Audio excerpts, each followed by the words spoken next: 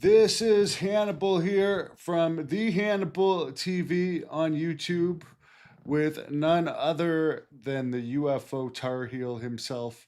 Casey, sad week for wrestling and music with two of the biggest stars. Well, the one of the biggest stars ever, the biggest draw ever in wrestling, Hulk Hogan dying. One of the biggest rockers of all time, Ozzy Osbourne dying. Not Yeah. too much happening in UFO, but you've been on top of things. So we'll let you kind of point this in the right direction today, and we'll also let the fans, if the fans want to comment. And by the way, fans, tomorrow at 6 p.m. Eastern, Ella LeBain from Who's Who in the Cosmic Zoo, the UFO author, will be joining me for another podcast, and she knows all about Ayam Heshed, the Israeli former head of the Israeli Space Force, as she used to live in Israel. So we will definitely get into that topic tomorrow. But how have you been other than polishing off bourbon? Yeah, I've been a little light on the bourbon this week. I don't know. It's something that kind of comes and goes, you know. It's one of those things where you find a week where you're drinking quite a bit of bourbon and then you find another week where you're not drinking as much. So, uh but yeah, pretty good week. Yeah, kind of sad stuff, man. Hulk Hogan, I know he was not that up there in age, right? How old was he? 70? 71. I mean, that's still pretty young, man. I mean, Yeah. yeah, that's Well, sad. considering everything, not only physical, but I mean, they do. I'm not anti steroids or anything, but he did take steroids and get pretty huge. That also makes Yeah, your heart bigger, and he died of heart issues. So I'm sure there's some correlation there. yeah, and I mean, he was the first action figure I bartered for as a young child growing up in Florida. Wrestling was big in Florida, it Oh seemed yeah, he's like, from Florida, right? yeah. So, Clearwater. and I think, who was from Sarasota. Was Macho that Man. Macho Man? So I mean, Florida is real big too, and I remember being a little boy, and he was the first.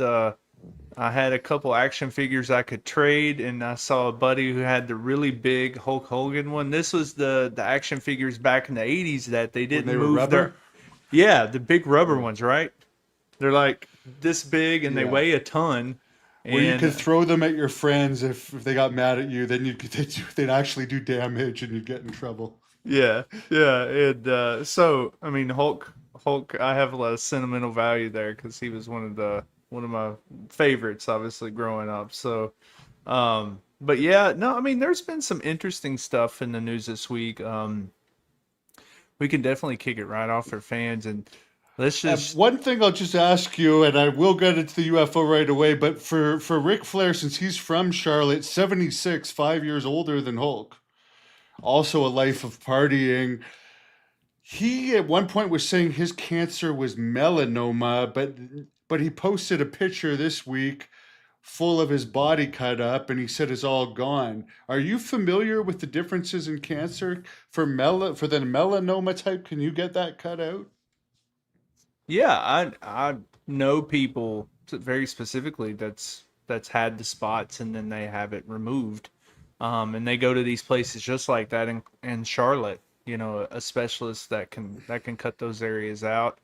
So but it does make me wonder with poor Rick, if I don't think he has the right kind of skin to hold up to it, and with him being in wrestling and him needing to tan a lot, Yeah. it's like he pushed his body to a spot because he's actually, if you saw Rick untan, like I did one time in person, the very first, before we were the Charlotte Hornets again, we were the Charlotte Bobcats.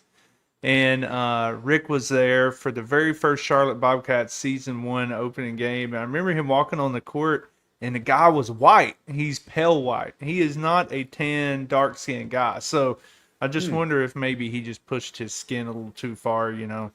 But Yeah.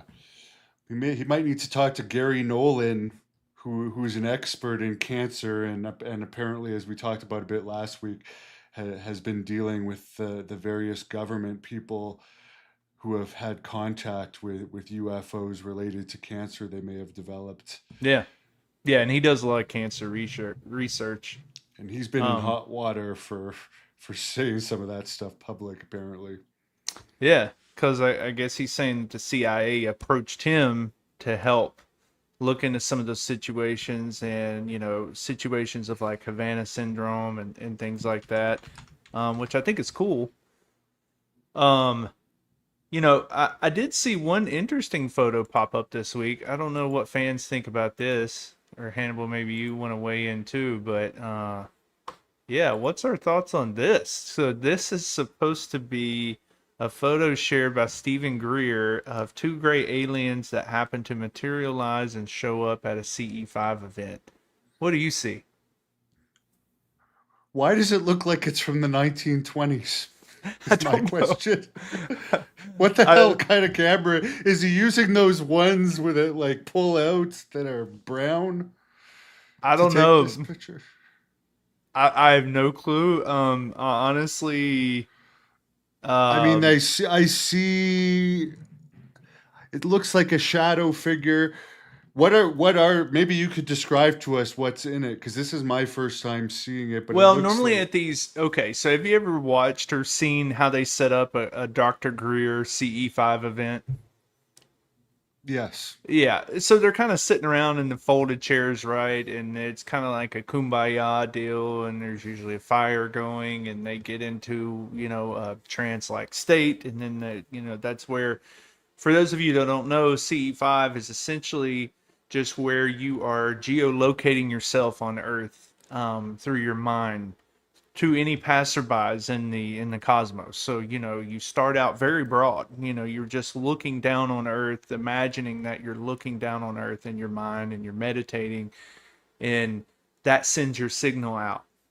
And now that you are broadcasting, to help someone lock in on your signal and lock in on where you are, you then locate yourself. You say, okay, here's my planet.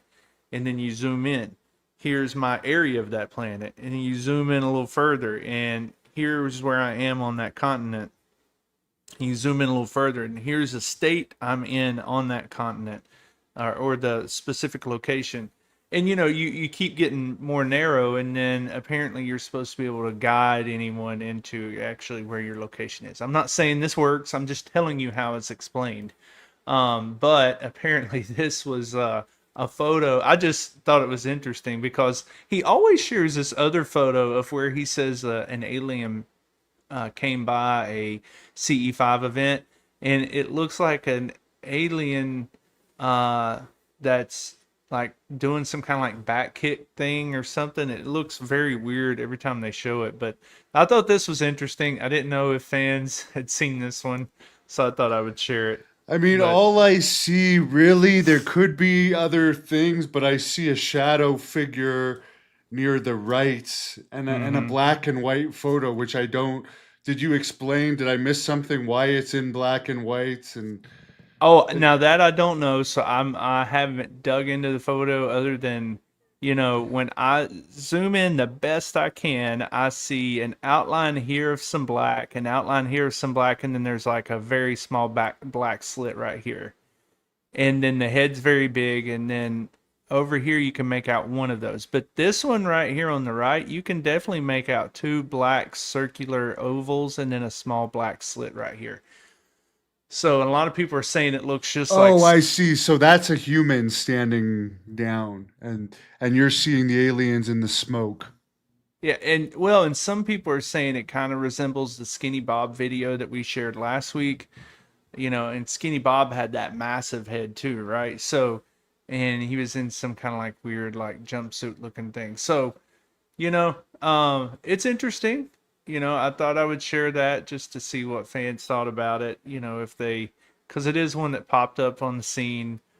Um, oh, someone was doing CE5 contact 20 years ago. Um,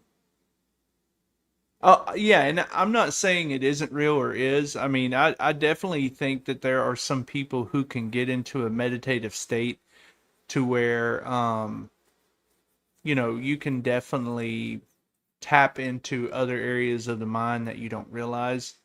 Um, the CE5 story that I'll share with you real quick. And the only time I've ever tried it was here at home one time. It was like in the afternoon. I just had a few minutes. I was working from home that day, and I sat down and I tried to meditate.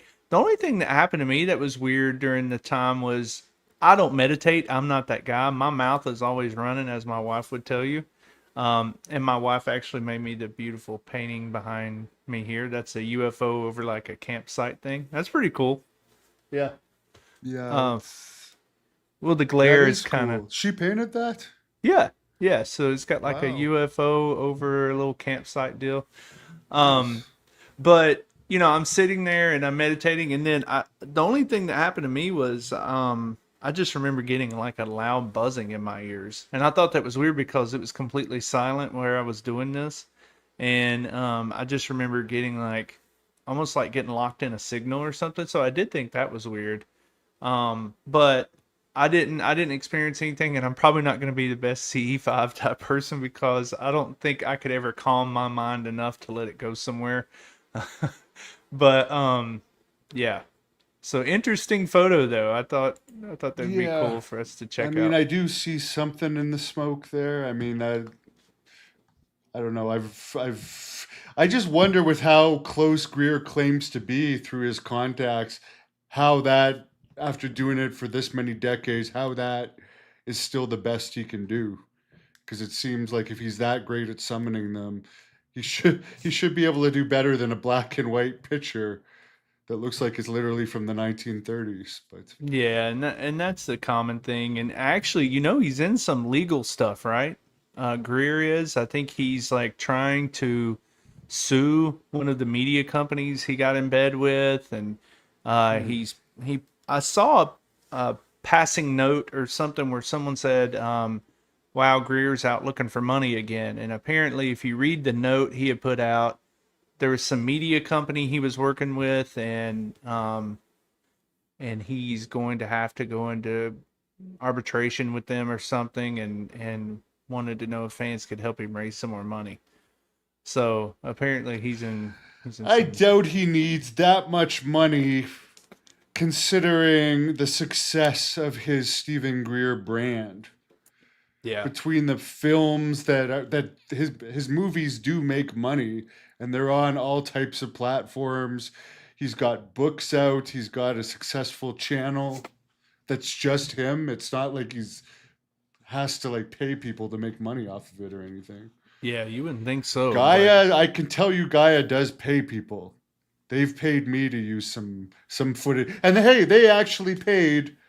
Unlike those five Sci-Fi Central people that didn't pay. And yeah. by the way, they said nothing to me after I called them out last week. So they're just scumbags. Well, coming up, talking about some of the broadcasting that pays. Um, if fans have ever watched Ancient Aliens, um, we should be having on here in a couple weeks. I was following up with her today, Chrissy Newton. Chrissy does the podcast with Bryce Zabel, where they review a book. It's kind of new. They're into like episode 3, and then they talk about it. And they talked about one of my favorite books in the last episode, Encounters by Diana Pasalka. And so we're gonna have her on. Chrissy will be on, and Chrissy actually said something in this last episode that I didn't realize, and that's that she's an accomplice of like Jacques Vallée, and they actually are friendly and talk and things like that. So I thought that was pretty cool. Maybe we can get a good word in her with Jacques Vallée Yeah. and have him on as well. But I don't know. Have you ever had Jacques on? No, Okay, I have not. But I I didn't just know want to that. say one thing for the fans too. I'm not obviously we do this and I'm all my UFO stuff I'm doing volunteer my own interest, but when you're doing it for a show that's on TV and they're getting paid by a TV channel and they're making money off of you, that's a different story than reporting UFO news that you find fun and interacting with fans. Yeah. So that's the difference. Yeah, and we put out a pretty cool video this week. If fans didn't get a chance to catch it, where we talk about and I'll try to look it up too, see if we can show it. It's just a brief little clip of trying to get people ready for this this The AI S4. clip. Yeah, it's the Yeah, that was pretty S4. cool. Yeah, we have an S4 movie that's supposed to be coming out soon with Bob Lazar, and I thought a lot of fans knew about this, but apparently there's several fans that are like, "What the hell is this for?"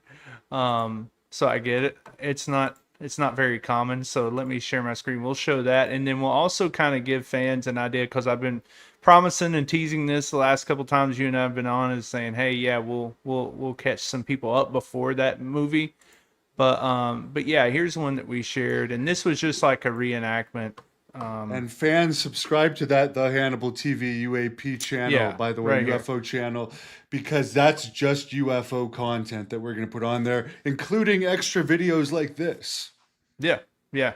And so here's like, whoa, that's one of the stories that he tells initially, right? Is that he flies in from, what's the airport there? You've been in there in Las Vegas. Is it McCarran McLaren, or McLaren, I think. McCarran, Maybe I'm something like that? wrong. Mix something. McCarran, I think. But yeah, he flies out of Janet flights. Those are the white ones with the red stripe going down the side, the 737s, and he flies up to Area 51, and then he drives. I'm pretty sure they just bus him down to S4. Um, and that's not the one. Let's remove this. So let me add another screen here, and we'll show what that would look like. So you got to think right here is Vegas, right? And so there's Nellis Air Force Base, and then now I don't know Vegas airport area really well, but I'm assuming, I know there's a hangar there that has the Janet flights, and so they fly them pretty short flight, right? I don't even think they get over 13,000 feet altitude. They just fly them out really quick. Right Yeah. here to Groom Lake, and they fly them in. And so the base that we were just showing there in that film is down here. So this is where Greer says, in this kind of area right here. So here's the Papoose dry lake bed, here the Papoose mountain range, and that's where that's where Lazar says, if I've been saying Greer, I'm sorry, we were talking about him. This is where Lazar says that it's like 8 to 10 miles south of Dreamland, Area 51, Groom Lake, whatever you want to call it. And so that's what the film will be coming out about, is talking about that base, and talking about this area. See, here's the Papoose Mountains. Now, obviously, if you get there by road, he would have had to have taken a road down here, right? So some of these roads are pretty easy to follow. Some of these are just turnaround points and security checkpoints where the camo dudes that were checking out Hannibal when he was out there. So you'll see checkpoints like this on top of Papoose Mountain, and they're just, the camo dudes sit up here and they look out over the range, and they're watching for people that are going to drive through there. But if you take some of these roads on south, some of them do lead down to this dry lake bed from both directions around this Papoose mountain range. So, but I've never seen anything around here that I could point to and say, "Oh man, that must be S4 right there." Lazar says that it's pretty well hidden, So he does say that you would not be able to see it from satellite. Us looking down like this, you wouldn't be able to see it. But anyways, when that movie comes out, I actually think that's going to be a really interesting video, because I've always wanted more detail about S4. I hope they get really in depth on it. Like, walk us through a day in the life of you showing up to work there. Just like the video we just showed that we made ourselves using AI, how long was the ride? What was the bus like? The people sitting around in the bus, were y'all scared acting? Were people pretty quiet or subdued, or were y'all sitting around chatting it up? And you know, where did you park? And when you got out, did you just walk straight in through the desert dry lake bed here right into the hangar? You know what I'm saying? Like, I want the detail. He's telling a pretty amazing story, and I And would, did you talk on the way on the bus, or do you all just sit there staring forward? yeah, like scared to death. I Is mean, there give us. cool people at the back of the bus? Like, how does it work? Yeah, yeah, and I mean that's where I'm hoping they really get into it. But that's the general range of that. You've heard us talk a little further south about Indian Springs. That's where we won't get Hannibal too pissed about Charles Hall, but this was where Charles Hall's story was, Indian Springs. So Yeah. this is Creech I'm still here. waiting for that superhero movie to come out about Charles Hall. Marvel is putting one together right here. Where he's going to be kicking some ass. Yeah. I did see Fantastic Four today, by the way, so that was actually pretty good. Marvel follow-up movies after Infinity and Infinity War, they've just been falling flat because they built their storyline for so long, and then after Endgame and Infinity War Endgame, everything kind of went flat. But Fantastic Four is actually pretty good, so I will throw that out there. Well, I tried to watch Happy Gilmore 2 and I made it 41 minutes in. There was some decent stuff, but I don't know. It was just too repetitive to last beyond that. Yeah, I mean, I tried for the some sake of things all you the just rest of shouldn't it. redo, right? Some things you can't Yeah. remake. But yeah, this Yeah. is the area of the Charles Hall story, and he was doing weather testing apparently right up here around north of the range. And this is where he saw the tall whites. And apparently up through this basin here, we apparently have some landing sites. Now there are some interesting turnaround points, and like he said, we had some landing.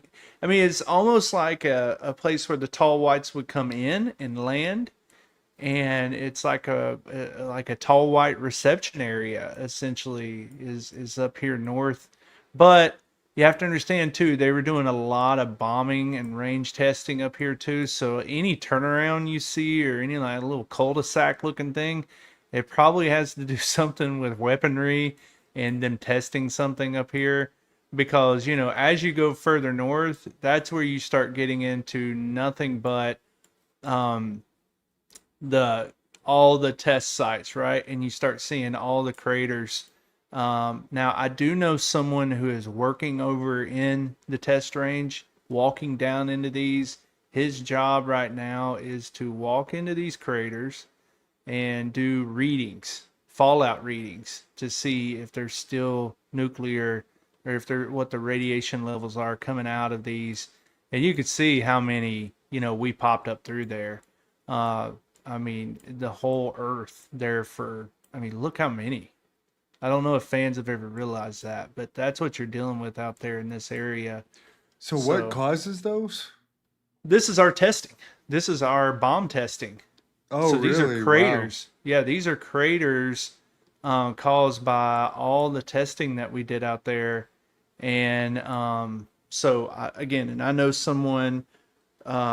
I don't know him personally. I know him through an acquaintance, but it, they're out there working at the range, as they call it, Area 51. There's different names for it, right? You hear Dreamland, you hear Groom Lake, you hear the range, and everything else. And not everybody's sitting out there at Area 51. Sometimes you're just going to be working over in a facility like this, and you're going to be just driving over here across this range every day doing readings, and because that's something to understand. You set off you test a small atom bomb or something that's going to leave some nuclear fallout, and what is the life of that 20 years down the road, that kind of thing. So Do you believe Charles Hall's story? He also claims that the aliens used to like to order clothes from the Sears catalog, which was popular back when he was the alleged weatherman, and then they would go into the casinos dressed like humans under the security supervision, and they would be undetected because there's so many weird characters in Las Vegas. And apparently, according to Hall, they found this very fun. Yeah, isn't that wild? You know, I guess it would fit in Vegas, you know? So, um I remember him making some pretty wild claims about that stuff. I think Being Whitley Strieber claimed in one of his books that allegedly, I forget if it was him or a store owner that said there was a group of aliens dressed up in some weird disguise reading his initial book. I think it was called Communion, and like laughing at it. And when they people came up to them to kind of say, "Hey, are you buying this book, or what the hell are you doing?" They realized that they didn't look human and got all freaked out. yeah, and I do faintly remember what you're talking about, where he's saying how interested they are in us, and not just us as a people, but like our way of life, like how we live and how we dress and things like that. And how you almost have to make like a friendship with them, that type of thing. So, and apparently this is something that, the White House has even been briefed on. So we're hearing that, from people like Burleson. And, Burleson made big news again this week to me because, now if you can make it through one of these, try your best. But we can take that off there. But I was showing Tonopah. That's another test range out there, west of Area 51. Soul Foundation's Peter Skafish. The guy puts me to sleep. I cannot stand a Peter Skafish interview. I'm sorry. It's just my people probably may say the same of me. I don't know, but that's just my feedback because Peter Skafish is so dry and he's so monotone. But he did ask some good questions, so that's where I will give him a thumbs up. Good job, Peter. You asked some good questions, and he got Burleson to say something. Representative Burleson, to make a statement. I don't know if fans remember, but about 3 or 4 weeks ago, um, Tim Phillips, the former deputy director of Aero, made a statement that the congressional leaders are the ones blocking information to the lower members, like a Tim Burchett or an Anna Paulina Luna or a Burleson or Nancy Mace. They don't get to hear the good stuff because of congressional leaders blocking it. Not some private contractor, not some, president of the United States. Nobody. It's congressional leaders. So what does that mean? The people that chair these committees, the actual leaders, what Burleson said was private industry has to, like, say, a Lockheed or a Raytheon, they have to do these intel reports, and that goes to the heads of these congressional committees. And if they look at it and they deem it not suitable to go down to the lower members, they can hold it, and they can hold it back, and they can block it. And Burleson stated that to Peter Skafish on their review of, or on their interview this week on Soul Foundation. It's on YouTube, SOL Foundation. Not shit out of luck. It probably stands for something else. I don't think Soul Foundation stands for shit out of luck, but that could be potentially the case as well. But that's really interesting that he's calling that out and saying, yeah, I may not hear certain things and I may not get to see certain things because of, some committee chair or somebody in Congress. So what the hell are we doing here, people? I mean, like, when are they going to call congressional leaders in on have someone like a Burleson or Tim Burchett look over at their committee chair during one of these dumbass hearings and go, hey, have you received any intel reports, committee chair, that you've not let us see or make us aware of? I mean, put them on the spot. Because, if they're blocking inside Congress, then, it's really not going anywhere. So, but yeah, so that was some interesting information from Burleson. We've lost Hannibal for a minute. So if you're wondering why I'm rambling here, fans, Hannibal's coming back on now. Yeah, there's a storm here. No I think we worries, lost man. power for a second. No worries. You're in like Tornado Alley, aren't you? Yes, So have you Kansas is ever known been in for a its tornado. have you ever been in one like an active tornado? They've been around here during this time, and they've blown the roof off of some places around here, but no, I haven't actually seen one here yet. But they have happened around here. I'm Yeah. not in a place where there's any basement, so I'll pray that one doesn't have. You would think places around here would have basements everywhere, but they don't. Okay, So that's odd. yeah, you Hmm. gotta just pray. Yeah. I've only seen one tornado in my life. It was out over the water in Florida. So, Okay. um, but yeah, so that's kind of the Nevada situation. I know we talk about some of these places a lot. I don't think fans realize how closely when you hear people say, um, you know, the Nellis test range. Well, a lot of people just go right here and they focus in on the Nellis Air Force Base, right? And they think, oh, there's a Nellis Air Force Base out there. That's probably what people are talking about. No, the Nellis test range, I mean, it goes all the way. You're looking all the way up here to Tonopah, all the way back here across past Rachel in the east. Area 51 sits right here in the middle. Tonopah's all the way up here in the northwestern corner, and it comes all the way back down. So it's almost like the shape of Nevada. It's like a micro Nevada in the middle of Nevada here. It's like that shape, but it follows a very, very large piece of property. So this is all the Nevada test range. So, and Wow. and that's where it helps to understand when you hear people like, okay, there's going to be an S4 documentary. What the heck is he talking about?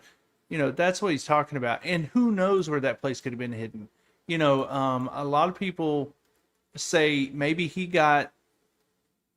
was thrown off in direction.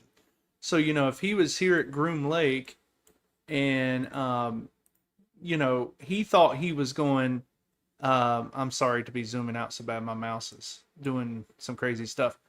Maybe he didn't go 8 to 10 miles south. Maybe he went 8 to 10 miles north and he just didn't realize he was turned around. And, I have heard fans call this out that there are roads that head north out of there that are 8 to 10 miles away that go into nowhere and they just drive off into nothing. And when you follow these roads out of here, you can actually see what some of these fans are talking about. And I've had some of these pointed out to me where it's like, where these roads go out of Area 51 and then they just seemingly ride off into nothing. And when you follow them, it's very odd, how they just, the where they lead to. So it does make you wonder what's going on in some of these How locations. do you think they do the underground construction in places like that? Because they do admit Yeah. that there's underground stuff, but I mean, it seems how do you do that without being detected? That seems so complicated. Yeah, and I mean that's how you do it is whenever you don't allow any eyes anywhere close to this place or near this place. That would be your easiest way to keep something right here confined. So see, you can even see some of the areas are casting shadows. So see right here, there's a definitely a area cut out because it's casting a shadow. There's a cavern here. There is an area right here, and you can see a part cut out casting a shadow. Something goes under earth here. Um, so there is a lot of tunneling. There's a lot of things. So again, think of this. If I am looking straight down, like Lazar said, here's a road. It leads 8 to 10 miles out of Area 51. Um, and you park, and there is a definitely something cut out in here, V-shaped. One, two, three, four, five, six, seven, eight, nine. Could be those 9 hangars he talks about lined up right here, ready to go and to move things in and out of. There's an ingress and an egress section here. Now, I get it. This could just be your standard mining operation. I don't know, but this is on the Nellis test range. This is not going to be in your typical area. This is in protected Nellis test range area. This is not like, oh, this could just be Bob's Rock Company up there. So and there's just some weird shaped things up there, you know. So this is all, so this has been called out, and I've posted this to certain areas that lead underground because, yeah, I mean, there's been talk of huge underground systems up there, like you said, Hannibal. And, you know, again, how you keep eyes off of that is you protect such a large amount of area. Now, one of these, if y'all go to YouTube and go pull up people who upload those videos where they're saying, we're going to show you Area 51 tonight and we're going to watch lights that come out over Area 51. Usually they're over here. There are some areas, Hannibal, where you can go out there and hike some of these mountains. And it's in one of these directions over here in the east. And you can actually, if you have a good enough camera, you can post up. I don't think that's it, but it's one of these, something like maybe up here around Bald Mountain. But and you can apparently see pretty far. Let's do the drop and see if we have any areas. And see, do you see what's on my screen right now? Yeah. Isn't that kind of funny? The little UFO pointer. So that's how Google does it. So when you are in that Nellis test range area, see, if I move my camera over here and then grab my little guy, he's just a little guy, right? Yeah. And then I can move him. But Google has funnily done it to where if you get over here and you're inside the test range and you go grab your little guy, he turns into a UFO. Oh, that's cool.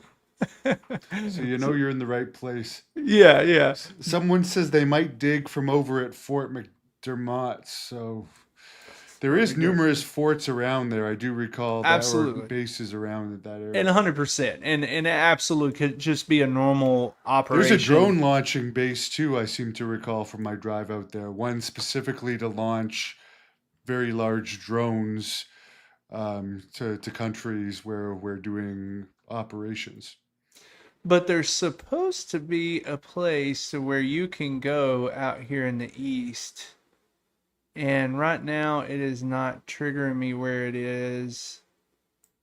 That's definitely not it. That's way too far away. But it's a mountaintop where you can go, and you know they'll let you at least see the base if you have a really good camera. I know it's not from the west, because the west is even more protected than the east on the Nellis. When you're talking Area 51, you only get into some non-protected areas once you get out here east. To the west, it's protected all the way out to Tonopah. But I'll have to look that up again. There's some really good guys that go out there and they do the mountaintop video and they're looking down on Area 51 because they have a good enough camera and they catch some pretty interesting stuff. But yeah. Anyways, so that we've been promising fans to kind of show them some of that. You know, let's look at the range. Let's understand what we're talking about when we say S4 and stuff like that. You know, so that's kind of what it is. I would love to go do that drive. Hannibal has got to do it. Hannibal uploaded some videos doing it. I've never got to do that drive, but it does. I would love to do it on my Harley. I ride a 2012 oh, nice. I have a Fat Bob. Fun. Yeah. But I don't have a long distance bike. My bike is a true, like, you're going to feel the wind and everything. I don't have the big fairing on the front of it. I have a Fat Bob, and it's an older Fat Bob. It's a Dyna.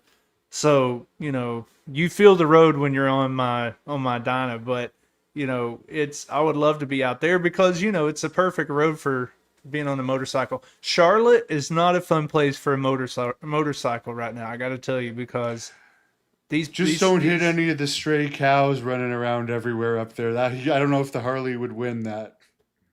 Oh, wow. Okay. So there's just some random cows wandering which is weird with all the cattle mutilations you always hear about. The Area 51, the area around it is full of cows walking around.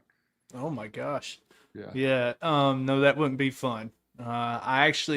The guy that was doing my taxes here in North Carolina, he had been saving up his whole life for his Harley. He's going to buy a $25,000 Harley, like, you know, one of those lifelong dreams, and he gets it, and he starts heading up the mountain here in North Carolina and hits a big ass Labrador, like 100-pound lab, and it almost kills him. So, um, no, I mean, I would love to ride out west, but I definitely would not ride my bike out west. I would be wore out after about 3 hours, so I'd have to stop a lot. How did he So hit a Labrador? Was it on a walk with its just owner? running Or? across the road. Ah, It just oh ran boy. across the road on him and he hit it. And you hit something like that, I mean, a big Yeah, old lab or big old, large dog, and it's just, I mean, you better hold on for life. He was on up in yeah. age, this guy was too, so it probably slung him pretty good. But My dad um, was a cop, and he always used to tell me, usually when he'd respond to those motorcycle crashes, it wasn't very good for the motorcyclist. no, So no, and God, let God be with you on your rides. yeah, and honestly, I don't ride as much as I used to because Charlotte has got crazy, man. I got hit head on by a drunk driver just a few weeks ago here, 4 o'clock in the afternoon, 4 o'clock in the Wow. afternoon, and he was drunk and hit us head on. Now, luckily, I was in a lifted SUV, and he was in like a little Honda Insight thing, so we just monster trucked him. And it, but still, yeah, it's the Charlotte driving is crazy. So I mean, being on a motorcycle isn't usually the first thing that comes to mind. Brock Lesnar was in a really bad motorcycle accident at one point, and it was before his NFL tryout. So I wonder if he hadn't been in that accident, if he would have done better in his NFL endeavors. And of course, Lex Luger was in a bad one too at one point, Yeah, famously. But yeah, yeah, I'd we've love to see an alien on a motorcycle. yeah. No, we've had some basketball players out here get hurt on them. So I know that I cannot think of his name. Uh, Bobby Hurley, maybe was he in a bike or was he in a car accident? I don't know. Maybe some of the fans that know college basketball. I know he got hurt in either a bike or car accident out here, and then if I'm not mistaken, Jay Williams got hurt too. He was at Duke, and I think he was on a bike. So yeah, I mean, you got to be careful. It's not crotch rockets give us a bad name. Those of us riding the big hogs is cause we're out putting around on our Harley. We're not out hitting 100 plus. So the motorcycle statistics are usually more leaning towards the guys on the crotch rockets. So What would you think, by the way, speaking of, we were just showing this whole Area 51 area. hmm What breed of aliens do you think they're working with out there, if they're working with any? Is there one specific one, or is it all generalized? yeah, I mean, I know that they have multiple stories out there about, well, what did Hellier say, 3 or 4? I'm trying to think of my Paul Hellier notes. I know you interviewed him. It seems like he says there was 4 different breeds that we work with out there and that we do intake. And I mean, they make it sound just like what you see when you watch Men in Black. You know how there's like an alien intake zone and there's people standing behind a desk and these different aliens are walking up and like checking their bags and everything. Like they make it sound like an alien gateway out there. Um, I personally have not heard any too convincing stories past the Charles Hall. I know that something else you have to think about is people have posited that it's not just beings. Some of the crafts are apparently living, and that's wild when you hear people start talking about living craft. And I swear, sometimes Hannibal, we have people watching our show. I think we have influencers that watch our show because you and I will talk about something, and then 2 or 3 days later, I get on X or TikTok, and somebody is posting about that specific story, and I'm like, I have not heard this guy's name, and I'm going to tell you who it is. David Adair, who I've talked about on this channel. Nobody talks about David Adair. Like he is not a name that's out there. And I bring him up, and I swear to God, it's like 2 days later, somebody not only brings up David Adair, but it's almost the exact story we talked about on the show. So that's fine. Hey, if we're influencing somebody to talk about it, but he said when he went out to Area 51, he was testing a rocket for the Air Force, or showing it off to him, and they had him land it out at Groom Lake. And he said when he went out there, they showed him a craft, and they said, "Hey, you're this young whiz kid. You know, you're good with rockets. You just showed us yours, and it's super advanced. What do you think of this?" And they showed him a craft, and he said when he put his fingers on it, yeah, he was a big inventor. He said when he put his hands on it, it would swirl at his fingertips, the skin of the craft. And he said that the craft was essentially, it was an organism. It was, so that adds another layer of Yeah, complexity and we've to it. been hearing that a lot lately, that these crafts are somehow alive. Yeah, yeah. And so, you know, that's where, and they asked while you were gone, Hannibal, when you lost connection, we were talking about Burleson talking to Peter Scafish on the Soul Foundation. And Burleson said that he thought that we're ready for the news because Scafish asked him, he's like, "You think we're ready? Is society ready?" He's like, "Oh, yeah, I think we can handle it. I think we can handle the information." But can they handle that? It's one thing to tell people there are, just like the test range you were showing, there are species of aliens that come out, and we talk with them out here in these test sites, and we have an agreement with them that if you're going to come in and out of Earth, especially our neck of the woods, you got to come through here, because we don't want you disrupting things. And if there's an agreement, there's an agreement. And then that's where you get into the Ashed news, right, of Israel, and how he says that there's these agreements, right? That we have an agreement with these aliens about coming and going, and how we're going to live amongst each other. But then can society handle that the craft that they may be in as well might be living beings? I don't know. I mean, there's only like, to what extent can society handle this information? It's one thing to tell them there's little green men. It's another thing to tell them you know, they ride in things that also have, Right, or, and that lawyer I was talking to the other day about Roswell too, mm-hmm. that had investigated Roswell, was talking about research he's done into the implants that are living in people as well. So, I mean, that's Yeah. very disturbing. Yep. That like the implants, they can't get them out in some cases because they're moving around, and in one case they actually tried to cut it out of someone, one case that he had researched, and they couldn't cut it out because it kept moving around. So that was bizarre. And it was Christopher Johnston, by the way, that I interviewed about that. Yeah. And Very credible. I really liked his take on things. Oh, He stays very objective, right? yes, and he tackled it from a legal standpoint. Yeah. I love his take on things. He is very objective. I love that he's not afraid to call some bullshit if he needs to.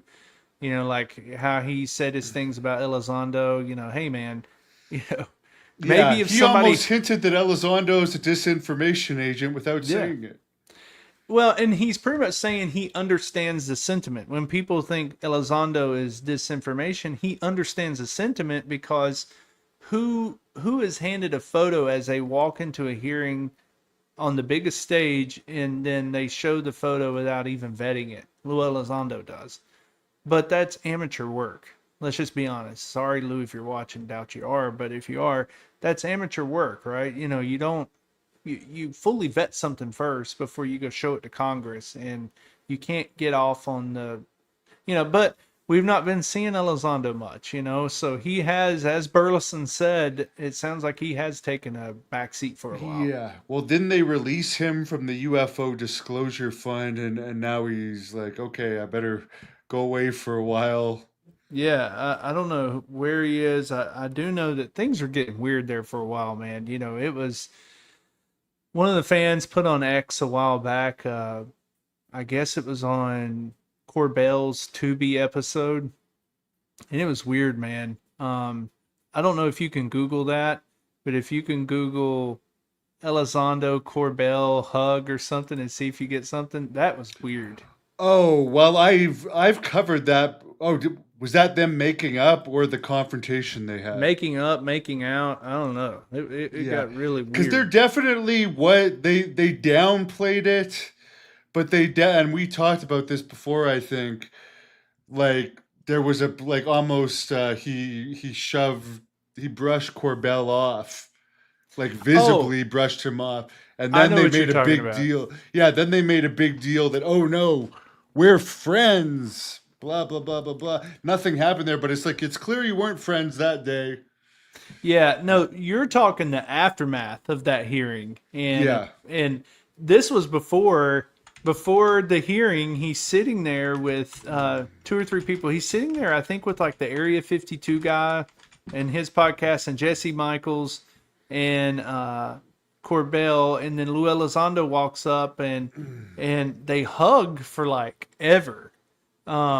They embrace Elizondo and Corbell and everybody so much. They hug for so long, and they're sitting there telling each other they love each other, and they hug for so long that the camera starts showing faces around the room, and everybody's like, "What the hell's going on here?" So I don't know. Everything was No, I've getting, not seen this. somebody posted it. So I did not watch, fans. I'll tell you, I did I'm not trying to watch the find recent it. Tubi stuff with Corbell. I'm sorry. It's overdone. And look, I No, like it. I've tried to watch that, by the Yeah, way, and it's I'll watch a hard to watch. lot of stuff, and I just can't. Like they build up too much, and then there's nothing. Yeah, I mean, and look, I've watched a lot of Weaponized, so don't get me wrong. I love the Yeah, Weaponized podcast. I'm just saying that the Tubi shit is like way, way, way overdone. Like they go I'm really, trying to really. find this. Dan's talking about it. Hey, Maybe and they. if they're gay, fine. I'm not here anti-gay. I'm just saying like it's. I'm talking about the cringe to me is not that. The cringe to me is they How were just long they like, did it for in front yeah, of it's like everybody. in front of everybody, and it's so much so to where it made everybody else uncomfortable. Like you can see them all looking around at each other. Okay, what hearing was this at? Nothing's showing up. So this was at the, I know, and I'm trying to look it up too. But it was at the one last year where Lou shared the crop circle. Um, or no, it may not be the crop circle one. It may be the one where Lou was actually sitting up there with Gallaudet and the NASA guy and Schellenberger. It may have Well, been that here, hearing. let's watch the awkward one because that one shows up Yeah, yeah. when I search up awkward hug.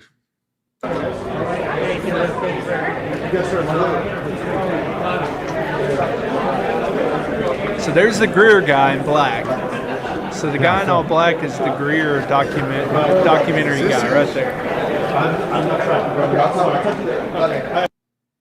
That's weird. Yeah. I don't know, but that I just know that's the first time I've ever noticed that. That guy that did the asymmetric disclosure. That's apparently supposed to be the next Greer documentary. So I guess the guys that produced that, it's a brothers or something. That was the guy walking there. So that's Is this the one where he looks like a superhero and he's asking fans for yeah, it looks funds to like protect him Marvel. in a lawsuit at the same time he's putting on superheroes. By the way, some fan, please send us a link to this hug in the comments So because I got yeah, to see this.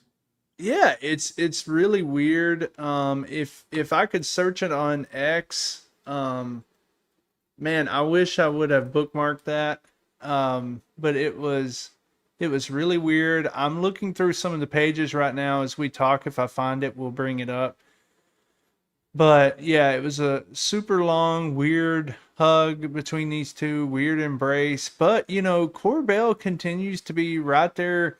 I mean, you ask ChatGPT, who are the top influencers in this space, and Corbell's always in that top two or three, right? I mean, and I don't know if it's just ChatGPT looking at it based on views, most likes or Yeah. something, but At some people, like for me, I'm just getting tired of, oh, this is great. It's so blurry, and it's just more of the same blurry stuff. I know it's a new one, but it's like, oh, great, another new blurry picture. How many of these can I see without seeing more substance? But it's working for him. He's getting the jobs Oh, with I found tubers. it. I All found right, it. please. All right, Let's. so We're all waiting.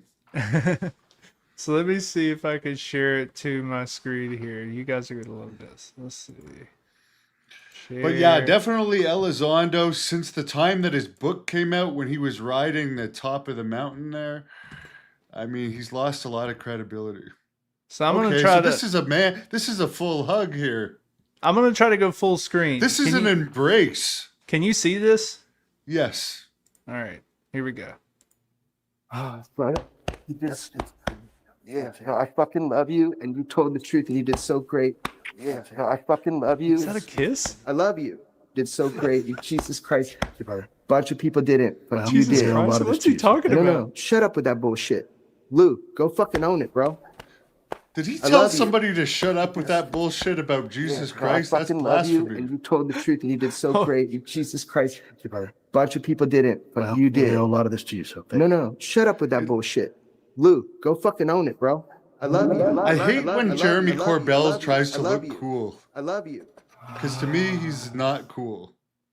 But you just, Wait, man, who do I have I to fucking credit love this you, to? and We you gotta told me- give credit. This ain't my video. Well, no, it's whoever All right, shot it. is this Cosmic Judas? I this doubt might he have been shot the Cosmic. video, but whoever Good shot job. the video. Okay, there you go. It's Cosmic Judas that put this out from his Yeah. Cosmic Surplus. Good on you, Cosmic Judas, Cosmic Surplus. So 'Cause what's that's- this hug about? Like what? Oh, this is just to tell him to go in there. So the push was after. The push So- happened after this. There was two different Elizondo hearings, so this might have actually been the one where, he showed the crop circle. You know, I don't know. There was two things with Elizondo last year, right? You can even tell Elizondo's creeped out right there, man. Yeah. But there's this was after. So there was the thing where they had a very small setting congressional update done by the UAPDF, right? That was the one that was ran by the UAPDF, and the only people in the room was like Paulina Luna, Burchett, Burleson, you know, and it was a very small setting. And that's the one where he shared the crop circle. Then there was a whole other one. So I think that was that one, Hannibal. I think the one that you're thinking of, because look at what Corbell's wearing. That was the one where Nancy Mace was given the stuff about Immaculate Constellation and tried to credit Schellenberger for it instead of Corbell, and it pissed Corbell off because he was wearing something Right. different. So I think that was the one where they got into like what people thought was Yeah. a shoving match. That was at that hearing, the big hearing. And I Back- asked Nick Pope about that too. Let's play my thing with Nick Pope because I Yeah. forgot what was. This shows up when you search the hug. So Immaculate Constellation. And sure, that whole business is still to play. People are still trying to assess that document and I know that there's obviously Jeremy got pretty riled up about this because somebody gave that document to Jeremy. Jeremy gave it to Michael Schellenberger. Michael Schellenberger then testified about it. And Nancy Mace then read it into the record. And there are still some questions about whether Jeremy got the appropriate credit for that. I mean, clearly he didn't, but what the reasons for that were, I don't know. But again, so there's so many facets to this. then later in the day, I know they've played this down, but it seemed like Lou Elizondo kind of pushed Jeremy out of the way in the hallway there at the congressional hearing. But there was some weird stuff going on that day. I think doesn't emotions look like were a friendly running stare. high, but I mean, clearly Jeremy and Lou are both strong personality. And if there were some tensions on the day, I think later on at that social gathering, the one where Jeremy said to the producer, I'm going. Do you not think it's a good idea? I think there was a sort of I like that Interesting. Nick Pope gets a tickle out of it too. So he makes us feel better, right? If we're laughing and Nick is laughing, then Yeah, it's but gotta I be pretty saw good. also, and this is actually where I stopped listening to Weaponize because I found it so awkward. Mhm. Jeremy was being asked about that, and then he's like, "I'm gonna show you right now how good friends I am with Lou. I'm gonna do a video call with him Oh yeah, right now," and then he calls him and he plays it, and it's like, why would you and Lou do was sitting that? with his family like overseas on a trip Yeah. overseas or something. And he Yeah, I plays remember along that. with it. Yeah, we're friends. Blah blah blah blah blah. It's like, why do you have to prove it to us? And that's just showing that the trolls are getting to you. If you have to go to that extent to prove, hey, I'm friends. I'll video call him while he's with his family. Yeah, So whatever. yeah, odd. And I mean, just because you have everybody's phone in your contact list doesn't mean they want you calling them while they're trying to sit down at dinner. But yeah, I know a Yeah. lot of odd stuff there, but it's just getting overproduced. Somebody posted when we put on the hug thing, DSG label said highly edited to make it seem longer. I get it. I know Cosmic did some stuff there, right? He zoomed in on people's faces as they were hugging. I know. But it doesn't change like just some of the interaction and how like I think the point we're trying to make is that there's a lot of theater going on, and it's just like there's only so much Yeah. theater the human brain can take, and it's like, man, can we just move past the theater, and it's just I don't need to see a special behind the scenes. Maybe fans get off on that. Certain fans really like that. I don't need to see all the behind the scenes hugs and high fives and everything. That's No. fine. Let's just show us some aliens for Yeah. once. Yeah, and I mean, it just shows you too the big bro circle sitting around. I mean, all Yeah. those bros sitting around in there. You had Jesse sitting UFO there, the Area politics. 52 guy, Yeah. Lou sitting there, The Area Corbell. 52 guy is in their little clique, Yeah, I mean, it's whoever all he is. and I mean, so there has been talk. I actually had a phone call this week. I was talking with some folks about this. There is a group. There is an inner circle. I think they either have an email chain going where you can get invited to it if you get big enough in the community, like a Jesse Michaels, where his video's at 100,000 views by 8 hours after he's put it up, and you get invited into that community to be part of their little look. Fans that don't realize it, there is a narrative control, whether you like it or not. There are some people that promote, and there's a group of people who get to pick who gets elevated next, right? And these people don't just all of a sudden out of nowhere have a podcast that generates 200,000 and 300,000 views.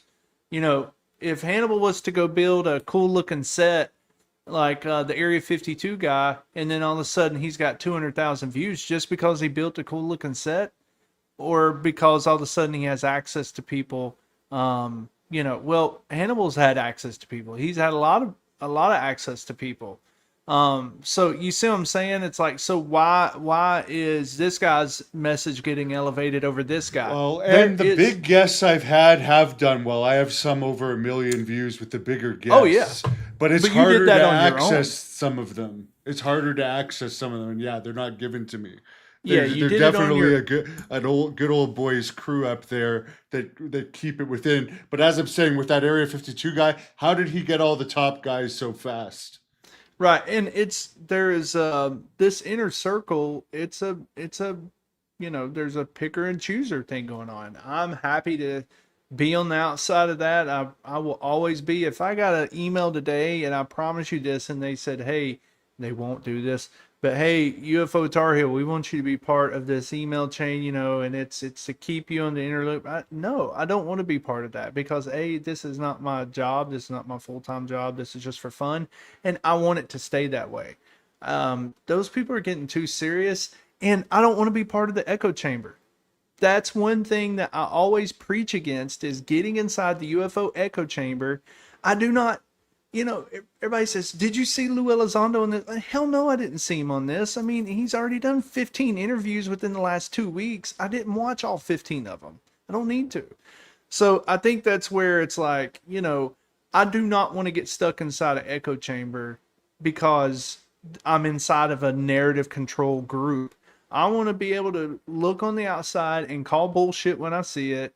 And, and if some of these people are doing some weird stuff, I want to be able to look at that objectively and not worry about, are they going to come on and do my show again if I speak my mind? So Right. And we're almost at 500,000 subscribers anyways from wrestling, so we can do these and it really isn't going to matter. And I'll interview tomorrow. I'll just plug this again tomorrow at 6 p.m. Eastern. Ella Labane again, who is definitely going to talk about Hayam Mashed as well as some other topics, cool. but she lived in Israel and she did read his book. She does speak Israeli and read his book, so we're definitely looking going forward to to talk that. about that tomorrow, fans. And I'll let Casey close this off. Thanks for all the info today, brother. Yeah. Hulk Hogan. RIP. So yeah, and if fans have another topic like that you want to go through, like we did with the test range, and talking about it and catching people up, definitely let us know in the comments, and we'll do another deep dive again. Thanks everybody.